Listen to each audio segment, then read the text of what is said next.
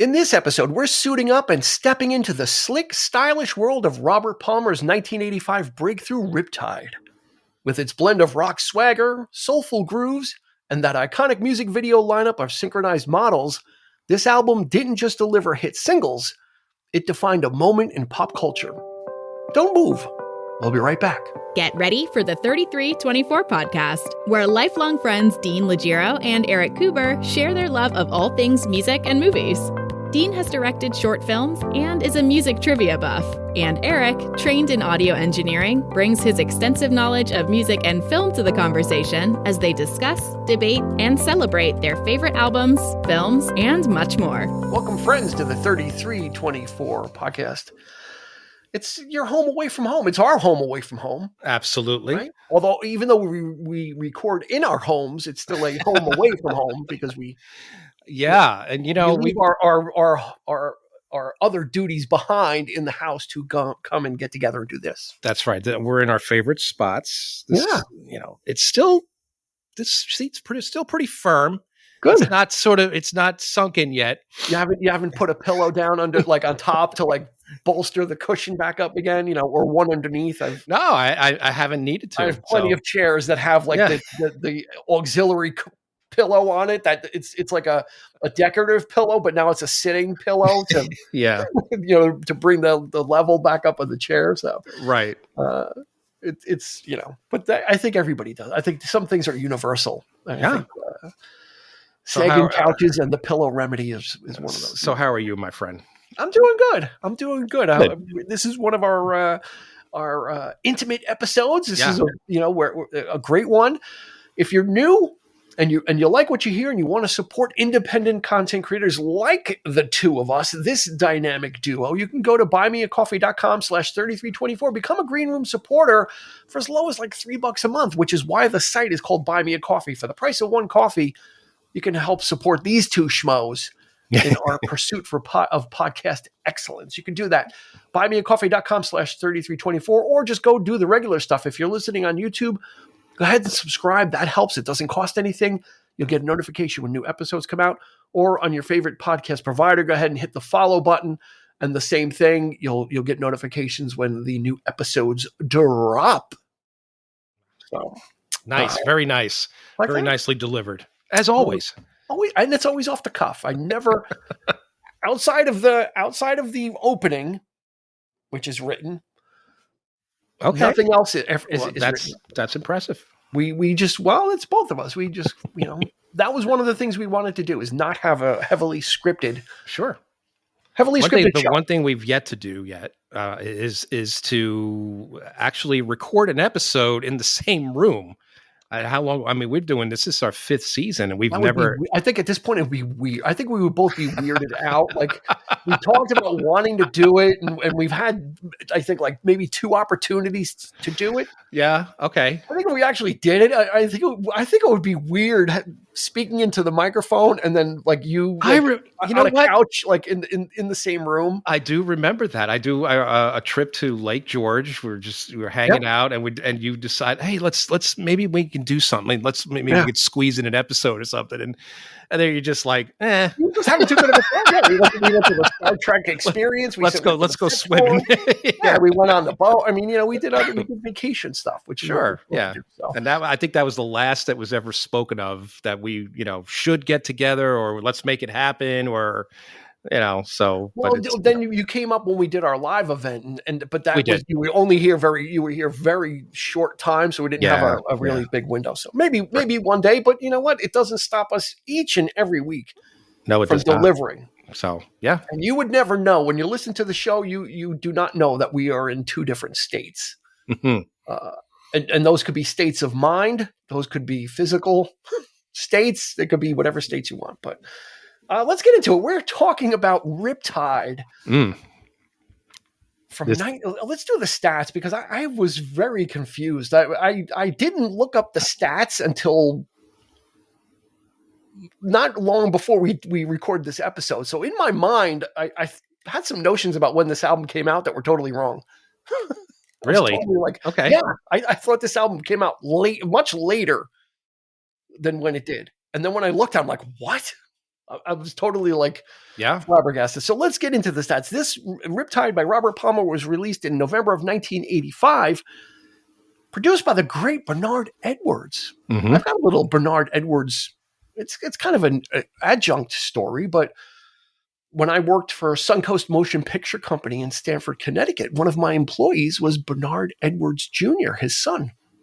Really? It was back in that was the mid 90s, and he was he's now a big producer on his own, but he was just kind of starting out. I think he had the kind of like a rap trio, like a rap group that he was working with, and he was of course working part-time, and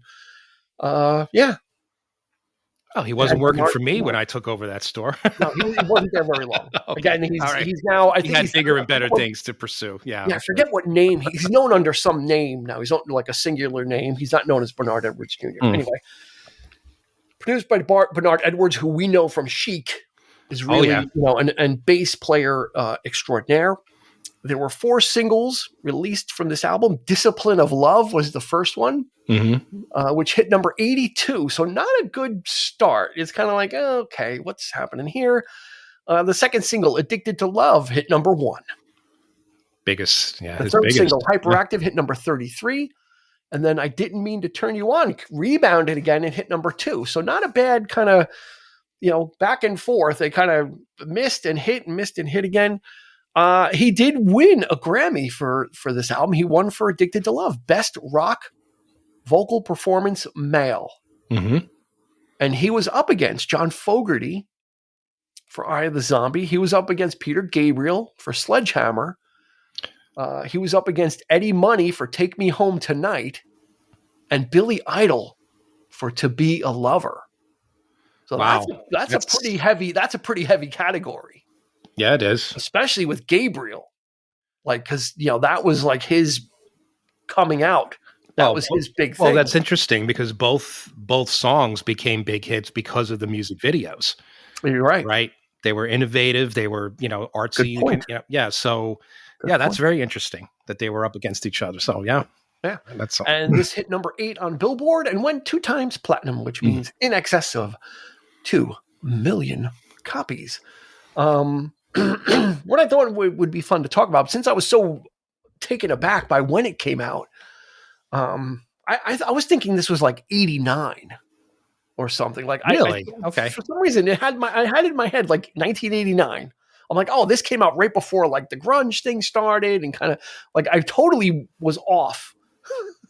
Well, by a lot. Yeah, I mean, I knew it came out sort of mid 80s, but I didn't realize it came out the same year as Power Station, which is what we'll get into. Yeah, right. We need to talk about. So I thought, yes, Power this Station. album actually came out before Power Station. So I thought this was like an 84 thing. Yeah. And then Power Station, for some reason, I thought that album came out in 86. See, I thought Power Station was 87 and Riptide was 89. Let's just go through the whole decade. Why not? We got no clue. That's why we do research. So we sound like we know. Well, yeah, because we weren't paying attention to what year it was. We were, though. But the funny thing about it is, we'll get into Power Station, but that was a really important part of 1985 for me. I mean, I was big into Power Station when that album came out. Oh, that was great. It was a huge album. So, but then let's. This came out in November of 85. So I think when we talk about this album, we need to talk about 1986. Because sorry, I just coughed. Because that was really when this album kind of matured and kind of came. Sure. End of the year albums. They started hitting and the videos and everything. Yeah. So like I said, in 86, you had So by Peter Gabriel. You had Graceland by Paul Simon. You had License to Ill by Beastie Boys, which we did. So far we've done 2 episodes. We did Peter Gabriel. We did License to Ill. You had True Blue by Madonna, which I believe Tony Thompson played. Well, no, he was on Like a Virgin. I don't know if Tony Thompson was on True Blue. He might have been. The Monster, Slippery When Wet, was 86. 5150, which we've done by Van Halen. Control by Janet Jackson. Invisible Touch by Genesis. Rapture by Anita Baker. That was a huge album. Oh, wow. A Kind of Magic by Queen. Very underrated. Revenge by Eurythmics, Third Stage by Boston. That was the return of Boston with a man Good year. they had disappeared for an eternity and then came back. Dancing on the Ceiling, Lionel Richie. Look What the Cat Dragged In by Poison. So that would kind of the beginnings of like the hair. Yeah. Hair metal, glam was coming back. And let's see. Back in the High Life by Steve Winwood, and then Crowded House's debut, which we should probably do at some point. So there was a lot of eclectic stuff. In August by Eric Clapton. I'm going to throw that in. 4 by Huey Lewis in the News. So there was a lot of a mixed bag there. Yeah, established artists that were coming out with stuff, and Genesis kind of, again, Peter Gabriel, but then some of the newer, quote unquote, newer groups like Huey Lewis in the News and Crowded House, and a very eclectic thing. And then here's this guy, like he's so, to me, Robert Palmer is so enigmatic. He's an odd. He's been kicking around like since like 1970. I mean, he was in a couple of bands, but like, from 64 to 73, he was in some bands, and Riptide was his 8th solo album. His first one was 1974. So this was almost kind of like Steve Miller Band, right? Where Steve Miller was kind of cranking along and kind of, and then he had Book of Dreams. He had his huge one. Robert Palmer was kind of the same thing. I mean, he had, Bad Case of Lovin' You, which was a big rock radio staple. That song Looking for Clues, which was good. And Johnny and Mary. Those were all minor hits. You heard them like on rock radio, but you didn't really, and he was just kind of this guy. He was like a quirky, Willem Dafoe-ish. He's very impeccably dressed. Well, he wasn't when he was young. When he was younger, he kind of just dressed regular. He's just kind of but look at him in the 80s, though. He, to look at him, he just, you just didn't think of him as sort of doing this kind of stuff. And from what I understand, his taste in music even is very eclectic. I mean, he could listen to like real classic R&B and soul and really old school jazz and all that kind. And then he's listening to like metal and stuff of the day and just a lot of weird type stuff too. So he's got some impeccable taste. Also a food connoisseur and a wine connoisseur. I could see that. Heavy smoker. And he liked his wine as well, from what I understood. But this guy is just so strange. And I mean, I think we had both heard the name Robert Palmer probably when we were younger, didn't really know. It was just kind of like a name you read in Rolling Stone or something you see. But then in 1985, Duran Duran was on a hiatus. So John Taylor and Andy Taylor, there's 3 Taylors in Duran Duran. And believe it or not, Roger Taylor is the drummer and not Roger Taylor from Queen. Right. Yeah. With the other Roger Taylor. Anyway, so they were on hiatus. So their idea, they had this really wild idea, Andy Taylor and John Taylor, and they got connected with Tony Thompson, and they're like, let's do this. We're gonna be a 3-piece. We're gonna record all these tracks, and we're gonna get as many different singers as we can just sing. So we'll be kind of like the backing band, and this way everything will be cohesive. But then we'll invite Mick Jagger and we'll invite all these different people to come in and sing the songs. But this way the backing thing will be the same thing and it'll be consistent. So that was the plan, and they had put the invites out, and then they asked Robert Palmer, like, hey, come in and sing this one song. And he did. And then they were like, I don't know if they were playing like the demos of Bang a Gong or Some Like It Hot, whatever. And he's like, hey, can I take a crack at that since we're here? Let me kind of try that one.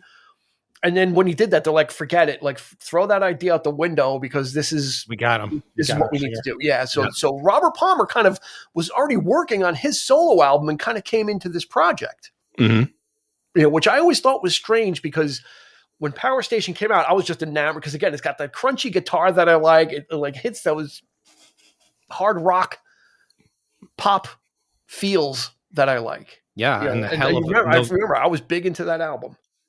Second best drum sound of the 80s, in my humble opinion. Tony Thompson's drums on that record and Riptide. Phil had that gated drum sound going on. A lot of different drummers tried to copy that. Tony Thompson had that, I don't know what it was, but it was just that heavy. Force. Yeah, it was, oh man. It had especially on Riptide, his drums have presence. Yeah. Yeah. Like they did, like they kind of, and there's since we're talking about it, the drums on Riptide, not very technical. He's pretty much bass drum and snare. There's no fills, right? There's no tom toms. There's nothing except for his bass drum and his snare. But it is so like grabs your attention with the velocity and the force that he plays with. He just like puts it, and that's what I think like.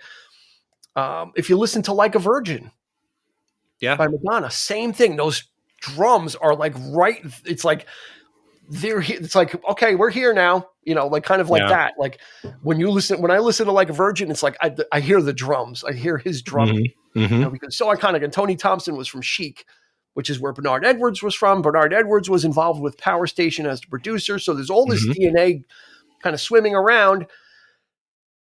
They finished the Power Station album, and Robert Palmer's like, I'm going back to what I was doing. I'm going back to, so I think he played like one show or one live performance with them. And then they got that guy, Michael DeBar. I remember when that happened. I'm like, I lost all. I'm like, I don't need this, like because Robert Palmer has that certain. He had that swagger, but there's an elegance to him. Yeah. Or there's there's a restraint, but he's not really restrained. Yeah, I mean, he's like a guy that's like wants to rip the tie off and open the collar. Like, right, he had that something boiling underneath him. I feel right, yeah, but he had a great voice though. Yeah. I mean, it was like it was that he had that growl, but then he could really do a little bit of vibrato, and it kind of.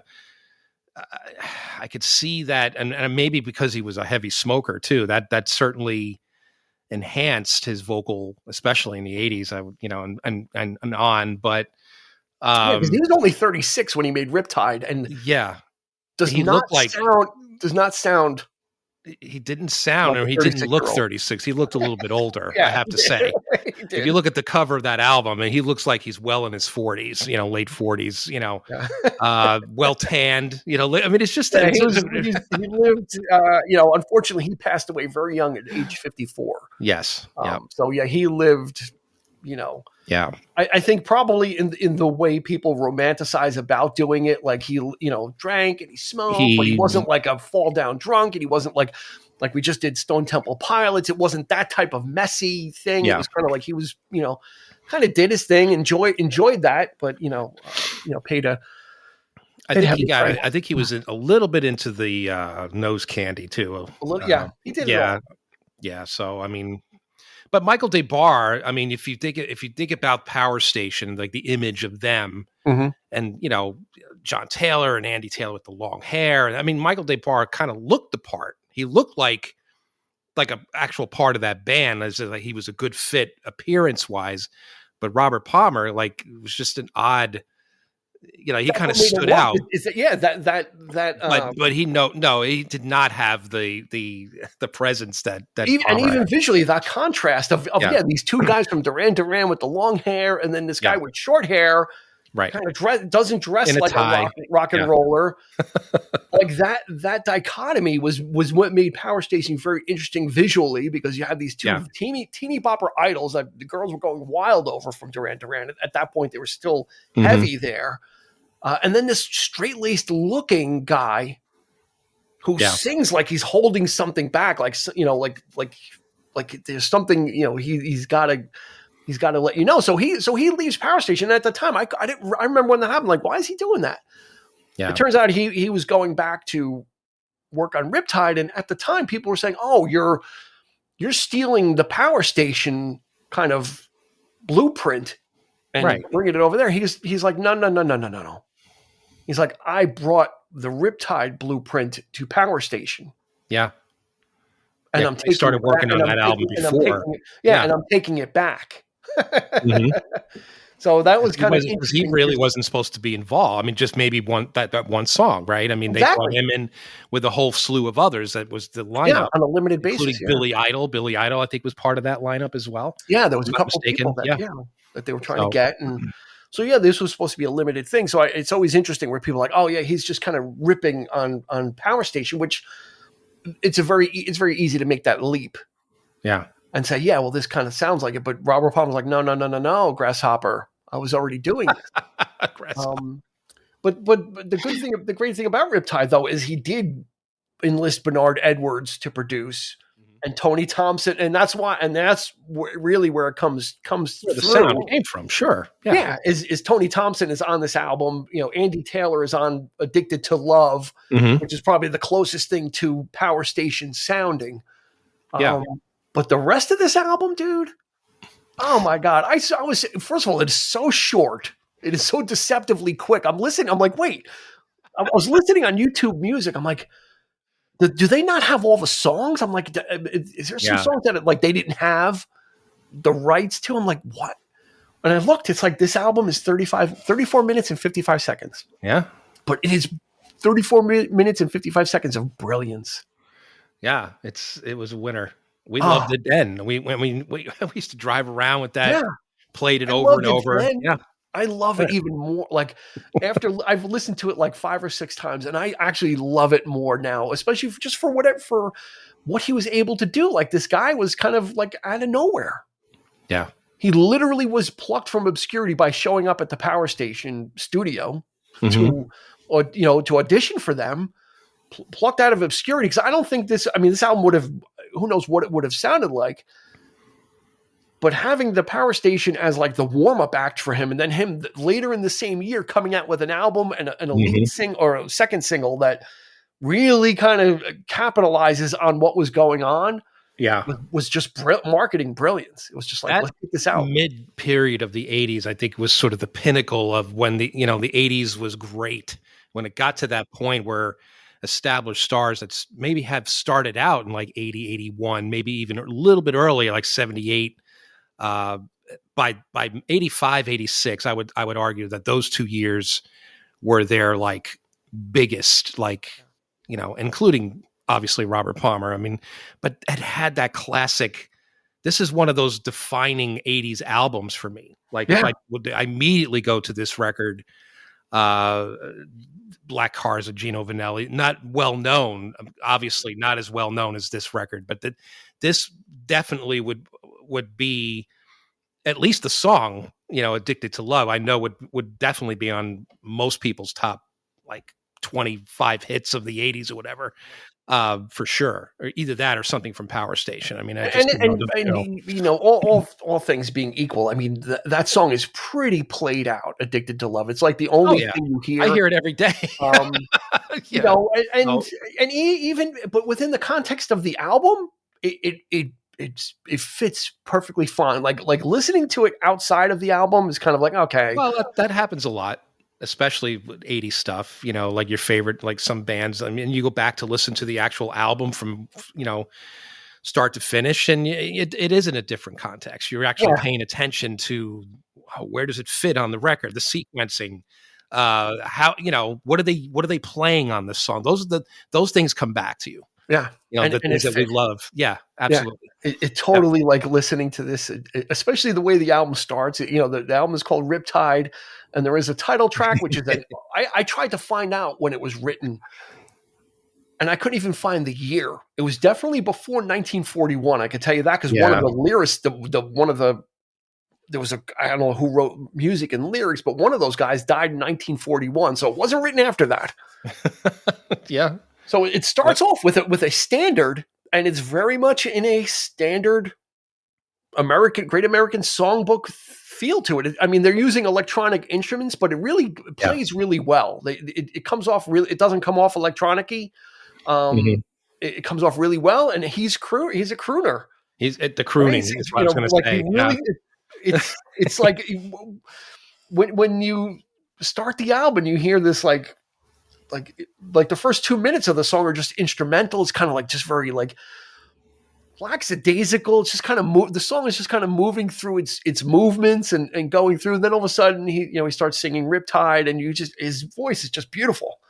I think it's like a whole minute, literally at least a minute before he actually starts singing. Yeah, I think it's more. I think it's like 2 minutes. Like the song just kind of, it's almost like an overture. Right. Yeah. It's almost like this instrumental opening. And then it's almost like he walks out on stage and sings. Like kind of sings it off. Then the album starts. I remember that being one of our favorite tracks, from the record. Like, put that song on again. Like, listen to the whole thing, and then let's start it from the beginning. Yeah, and just play that again. I love that track. But yeah, the fact that is on the same record as, I didn't mean to turn you on and addicted to love. I mean, it's just just those rock grooves. I love like you said, the contrast. I loved. You said context. I love the contrast of that. Yeah, because he does it also at the beginning of side 2, which sound the song "Get It Through Your Heart." It's not it sounds like a standard, but he wrote that. But it sounds like it's a standard. It sounds like it's a 40s or 50s, Great American Songbook standard. But I like that he stops all of that kinetic energy, and he just kind of puts out just another kind of ballad in a specific musical type that's consistent with the opening track. And then you get right back into the funk. Like it shouldn't work, but for me it does. It's almost like a little refresher. It's almost like a little intermission, like Get It Through Your Heart, which again, for records or cassettes, it opens side 2. So it's almost like kind of like, okay, we're resetting. Here's another kind of appetizer, and then we get you into I Didn't Mean to Turn You On, Flesh Wound, Discipline of Love, which I love. I love Discipline of Love. It's just like so like I don't know what it is. You know what I was thinking about though? We gripe so much about stuff from the 80s and how the electronics and the sequencing and the keyboards, and I thought about it when I was listening to this. I was like, this is the perfect application of this kind of stuff. Is like, I was just funk music and up-tempo, like music like this kind of stuff works with those like those sequencing and the really electronic-y sounding keyboards. It works like in a funk setting. I think that those kind of sounds are pleasing to hear. Like I Didn't Mean to Turn You On. That's all electronic stuff with the hand claps and just all the noodling that's going on, but it sounds so great because it's just like a funky. You've got really organic bass underneath it and just all that great stuff going on. Yeah, I mean, it all plays into a lot of the R&B artists of the 80s. I mean, let's face it, they were all using the new toys at the time. Sampling started coming into fray, and all of that, all that kind of, So yeah, like you say, it is very well applied, and and that's the key is how well produced it is, how well arranged it is. It's not overpowering. It's not like, weird synth noises just to be weird, kind of thing, like a lot of the synth bands were doing, which by and large, I mean, that was their thing. So when it was, even those things were rightly, sort of applied to, doing something different, but I think I kind of put my finger on what really bothers me is like the old sort of timey artist, like rock artists that came in and started using these tools, and it for the most part didn't quite work, and in their lane kind of thing. When the funk artists, you could do this, the synclavier, all that kind of stuff. The Yamaha DX7 came in there, all this kind of stuff, and they really knew how to kind of mash all that up. And that's kind of how I consider this album, is kind of a mashup of funk and like rock grooves. And, I just love that combination. And of course that heavy rhythm is just killer. Yeah. And funny enough, Shaka Khan, Addicted to Love was supposed to be a duet. Yep. He was supposed to be trading vocals with Shaka Khan, and her label wouldn't release her to do it. So she's actually credited on the album with vocal arrangements for that song, but they would not release her to like go collaborate with him. So, which might be for the better. I mean, the song and the music video, the music video took that song into another stratosphere, right? With the women all dressed in the black. Yeah. And they're all like, Heavily it's made funny. I up. was reading about I was reading an interview with the guy who was the guitar. He was the guitar trainer Mm-hmm. for the female backing band. Like he's like, they brought someone in to like show all these women were models. And he's like, yeah, they brought me in to show them like how to look like they're playing guitar. He's like, after about an hour and a half, I just left. Like it wasn't getting, it really wasn't getting anywhere with it. So he's like, I'll just leave it. You know what? And that's part of the appeal of it too, is these women aren't playing. Right. That's not the point. It just became you're not looking at them playing guitar. I mean, it was just this whole iconic image, right? Of him with the tie and the shirt and the dress pants, and then these women. Let's put it this way: but as awkward as they looked, looking like they're playing guitar. I mean, he's kind of offshoot. I mean, like he's kind of doing the same thing, isn't he? With this sort of the weird dance that he's kind of trying to do, and it's not quite. He's not really. Some of those are his moves. Like I think he just has moves, but he's just like sort of that awkward, sort of like he's just moving staccato moves. Like he's just kind of moving quick and he's just moving his hands like this, and so the whole thing just has a weird sort of vibe to it. But I don't know, for some reason the way it's lit, the way it's shot, it just works. It just it's very that imagery. Like it was tailor made for MTV just to keep playing. Yeah, no doubt. That was it. Like if they caught it, if a video had something really unique to it like that, it became a hit. I think it might have won some MTV awards as well. It might have won like a video music award or something. Well, I'm sure it was probably nominated. If it came out the same year as Sledgehammer, I think Sledgehammer kind of that's right. Yeah, it was he performed it at the VMAs. But and it's funny, the song I Didn't Mean to Turn You On, which was like the second that one went to number 2.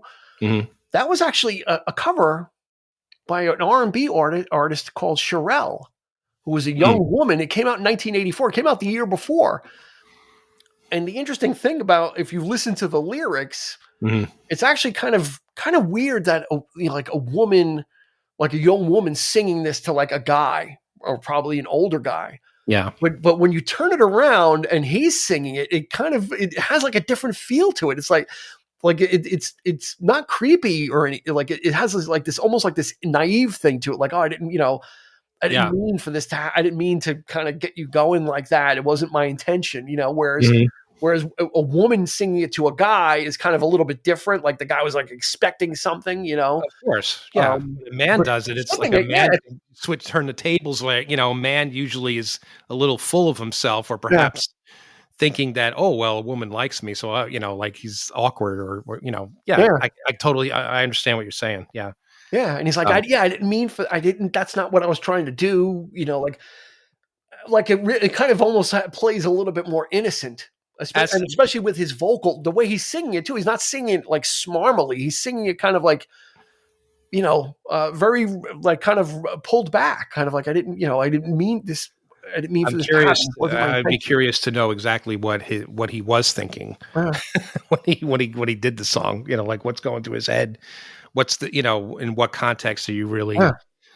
It's just that mid 80s, of course, at that time too, I always bring up Miami Vice, and that was a huge, like the style and the sounds and the, like there was just a lot of like this sort of mixed bag of blue-eyed soul type artists, collaborating with black artists, even the Talking Heads were doing that with, Stop Making Sense. And it's just, I love that period. It just seemed like everything was free. Like everything just came out and everybody just seemed to enjoy working together. Phil Collins and Philip Bailey and just this whole, like that whole aesthetic of just, and it just seemed to be like, sometimes it's hard to hear these stories about when people talk about how difficult it was, or that there was some walls there or something, but it just, you wouldn't know it.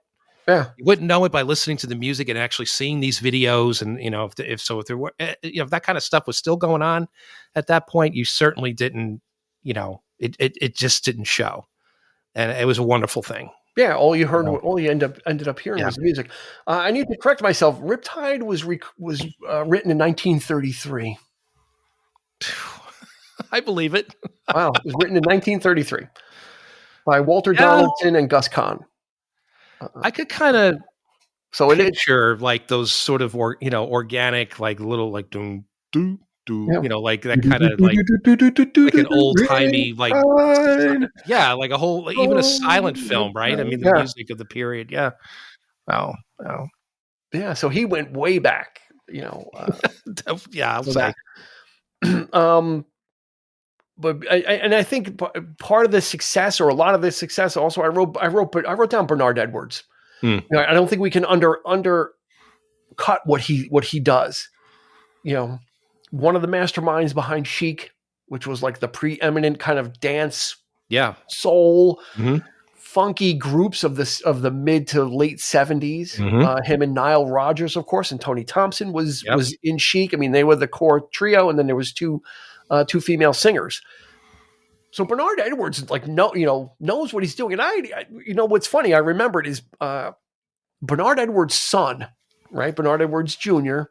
Yes. I remember him telling me, because I remember at the time that was like in the mid 90s. So I was, oh my God, I think he told me that his father played a lot of the bass on that John Taylor didn't really do. Like he couldn't kind of handle a lot of it, and he goes, my dad played like most of the bass. I think I think I believe him, because to be honest, I mean, you listen to that record, I'm trying to go back and think of like some of the Duran Duran stuff, and I didn't hear quite the same force or just that heavy, maybe just in the production or whatever, but I don't know if he had the chops, to be honest. I'm not knocking John Taylor. I'm not that familiar with his style, like I'm not a huge Duran Duran expert or whatever. I don't know every song. He's a good bass player. I mean, for the most part, but for what they were doing on that record, I think I believe that. I think I could probably, I don't know. Because, well, I mean, Bernard Edwards plays bass on this album. So it's, and then Power Station which I didn't even know. Power Station regrouped in like 1996. Yeah. And they made an album, but John Taylor was going through a divorce and going through rehab. So he got credit for writing and arranging whatever songs they were doing, but Bernard Edwards he played bass, for Power, for that album. So take from that what you will, but I think having Tony Thompson and Bernard Edwards there, it just elevated this music. Like I said, I don't think I can shout to the heavens about the drumming and what an impact having basically the rhythm section for Chic. I mean, you're literally getting the rhythm section for Chic, and then you're getting him as a producer, using and who understands like that kind of music, the kind of music and the kind of feel they were going for.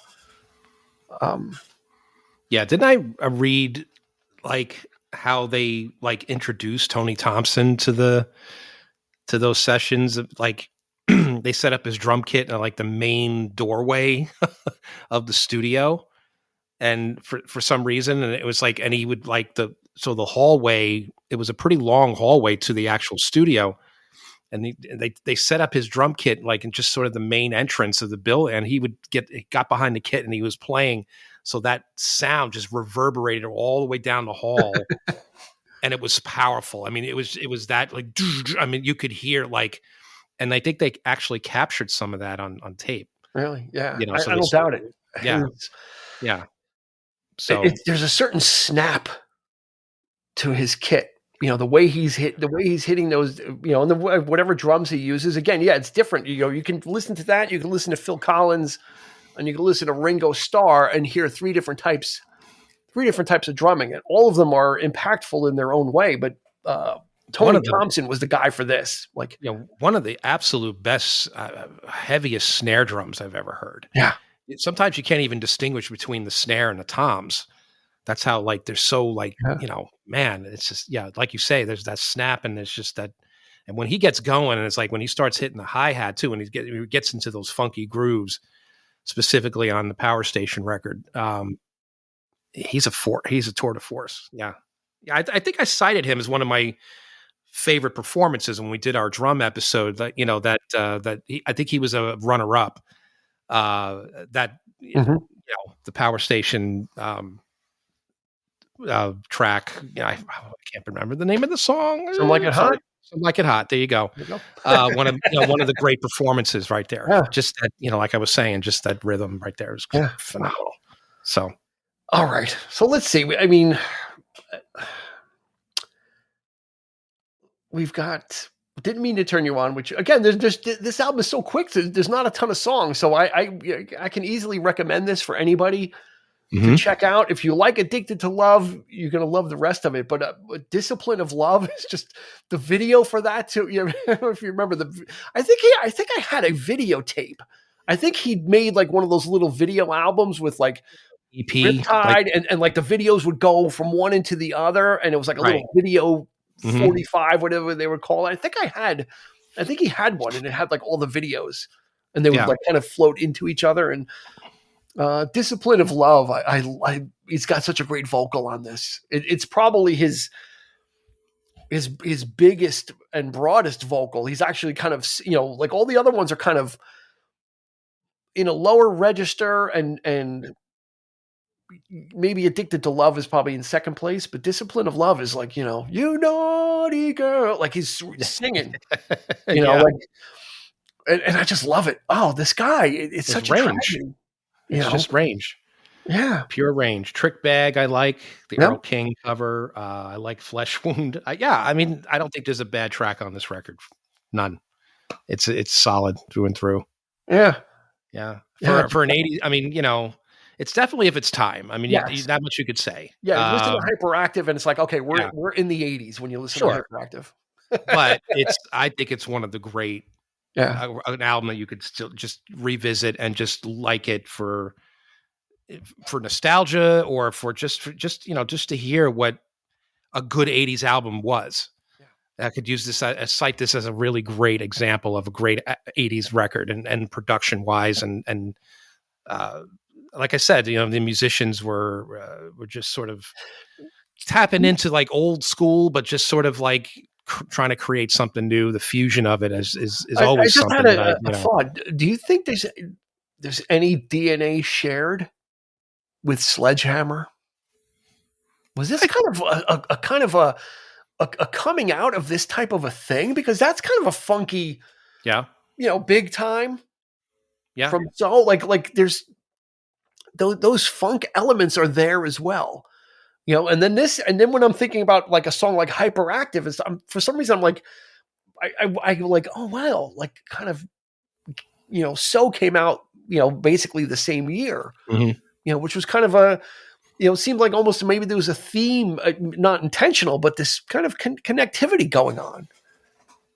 Well, because Gabriel was also seen as a very reserved artist, right? Very kind of, and then he does this song like Sledgehammer, which is overtly sexual and very un-Gabriel, right? Very un-Gabriel, which we probably talked about, So then all of a sudden, here's this other guy, kind of in a tie and a suit, and he's singing about Addicted to Love, and you're, might as well, it's weird that these things would be happening at the same time, in the same general time frame.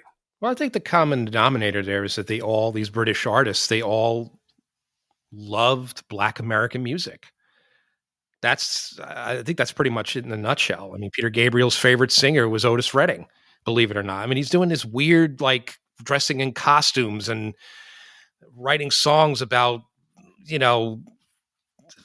good and evil and all this, big concept stuff. And yet his favorite singer of all time happens to be Otis Redding. And that's where Sledgehammer came from, was sort of a tribute to him, so this sort of funk thing, but Robert Palmer, you could see that. I mean, a lot of these like British singers, like Paul Carrack, who was another one, he started out in the 70s, and he, that sort of like funky blue-eyed soul kind of thing. But, So yeah, I think that you're right. I mean, but Paul Simon with the whole African, Yeah. bringing in the African musicians for Graceland, and The this world music, and there Robert was Palmer embraced that too early in his that's career. right. He had reggae influenced stuff. He had that what's it called? Every kind of people. That one song was really popular. Yeah, yeah, Every kind of people. yeah, yeah. I Um, know what you're talking about. yeah, it's like Dune. It's like the It steel it drum, like has that. Dune, dun, dun, dun, diddle-leedle, Yeah, dun, dun. Yeah.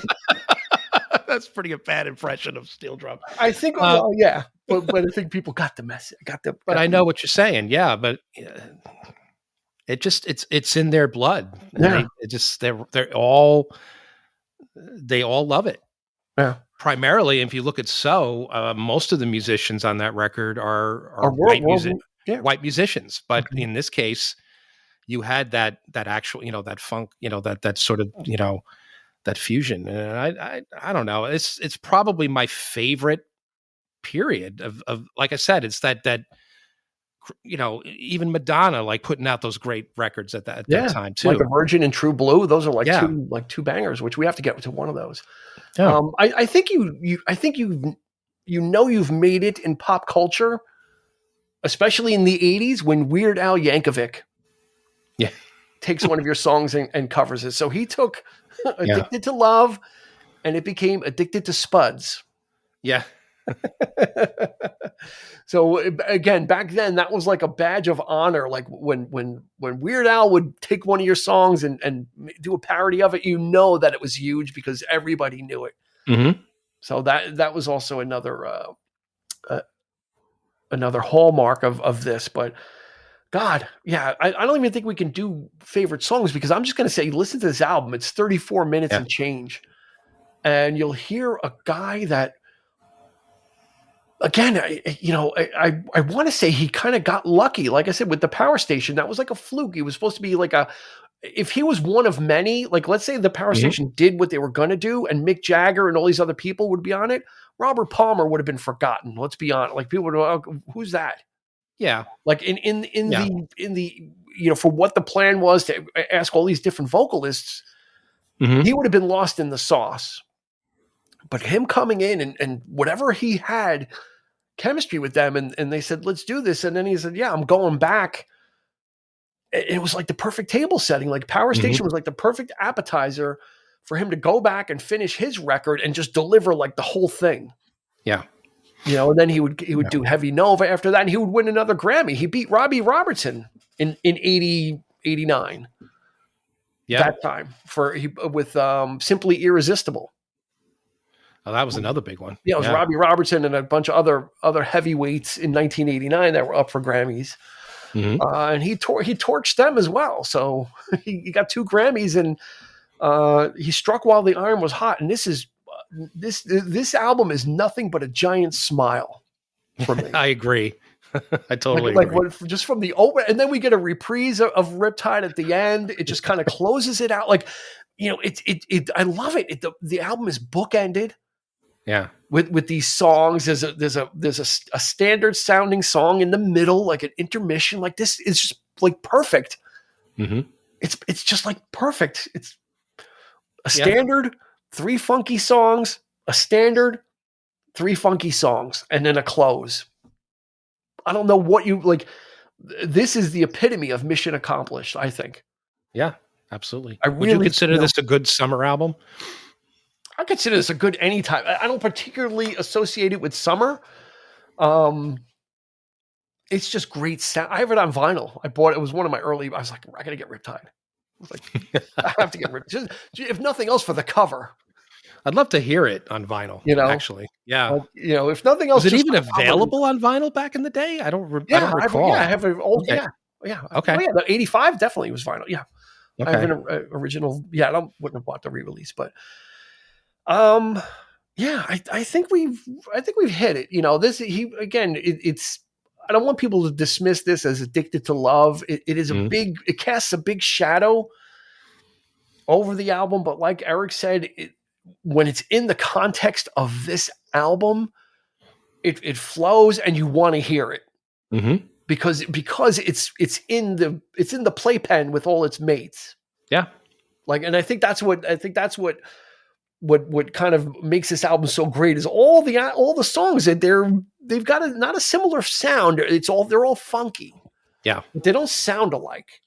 But there's that similar groove that that Bernard Edwards was able to achieve. And again, having Tony Thompson just backing the whole thing up knocks this out of the park. It is such an underrated. I thought it went higher than 8. And based on Addicted to Love would have sold more than 2 million, but them's the numbers. Yeah. And if you look at the cover, I mean, it's nice that it got the airplay that it did, the video airplay that it did. Because if you were to just go to a record store and look at this cover, I mean, it's a nice cover, but it's like, it's not indicative of what it doesn't exactly scream like hit album. You know what I mean? Like, it's just the word, like the font of Riptide. It's just so, but yeah. And I guess that's the deceptive part about it is just how good it actually is. And just these little gems that that we were so into back in the day. So this was a great pick. Yeah. I'm so glad I'm glad we got to it. I wanted just in closing, I watched a video. He was when Heavy Nova came out, when Simply Irresistible came out. Yeah. He was on David Letterman. And on Letterman, remember back in the day, like if somebody came out, like their band rarely ever played, it was Paul Schaefer. Right. And Anton Fig and Will Lee, like they would learn the song and play. Like they were the backing band. So David Letterman's like, okay, Robert Palmer, Simply Irresistible, and they're playing the song, and he hasn't walked out yet. And he walks out and he gets to the microphone right when he has to sing. And then he just lays the song. Like, it sounds exactly like it did on the record. Like, he just nails it, and he's smiling and he's having a good time, and he's doing like those weird Robert Palmer isms that he has. But he just nails it. Like, I was like, wow. Like, he really like not only did Paul Schaefer's band deliver like a note perfect rendition of Simply Irresistible, but he just kind of walked out. He's like smiling, and he kind of like gets to the microphone really quick, and then literally starts singing. He wasn't there for the intro, so just kind of a fun aside. But I think that's going to do it, right? I mean, this one, we I don't think there's much else to say. We go on and on, and we're just going to be gushing at this point. Right. But this is one of our gushy episodes. But if you trust us, then go ahead and listen to it. Like I said, 34 minutes out of your life could change your life, and could let Mr. Robert Palmer enter your world. And he's so underrated because we lost him so early. Like, he was just getting going. Yep. Only 54 years old. So I think that's going to do it for this episode of the 3324 podcast. If you stuck around this long, we thank you for listening. If you haven't done so yet and you're still here, hit that like and subscribe button on YouTube. Then if you made it this far, you must kind of like something. Or if you're hate listening, then go ahead and subscribe so you can continue to hate listen. Either way, let us let you know when there's new episodes coming out. And if you're on your favorite podcast provider, do the same. Go ahead and give us a follow, or you can use the notes, the contact us button to send us some feedback as well. We appreciate that. We'd love to hear from you. So there you go. Check it out. Riptide from 1985. Grammy Award winning artist, Mr. Robert Palmer, one of our favorites and one of the best dressed guys in rock and roll. The guy could wear the shit out of a suit. He really could. Like, he just cut a nice figure. Like, he either had a really good tailor.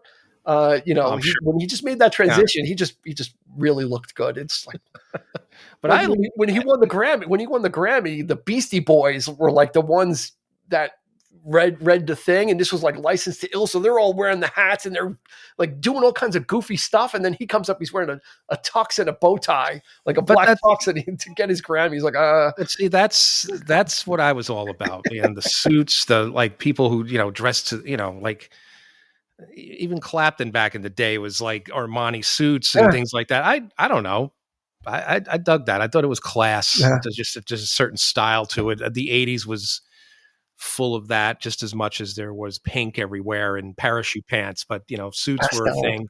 The thin ties, I was all about that. So, So was he. Style and sound. That's about it. So that's going to do it for us. check us out. Episodes come out every Thursday, but like I said, subscribing makes you not have to remember that. And we thank you for checking us out. So for Eric, this has been Dean, and we will catch you on the flip side. You've been listening to the 3324 podcast with Dean Legiro and Eric Kuber. You can find us on your favorite podcast provider, so please like, subscribe, and rate to become a part of the 3324 family. Your feedback is important, so make sure to follow us on Instagram and Facebook at 3324 podcast and on Twitter at 3324p to join the conversation.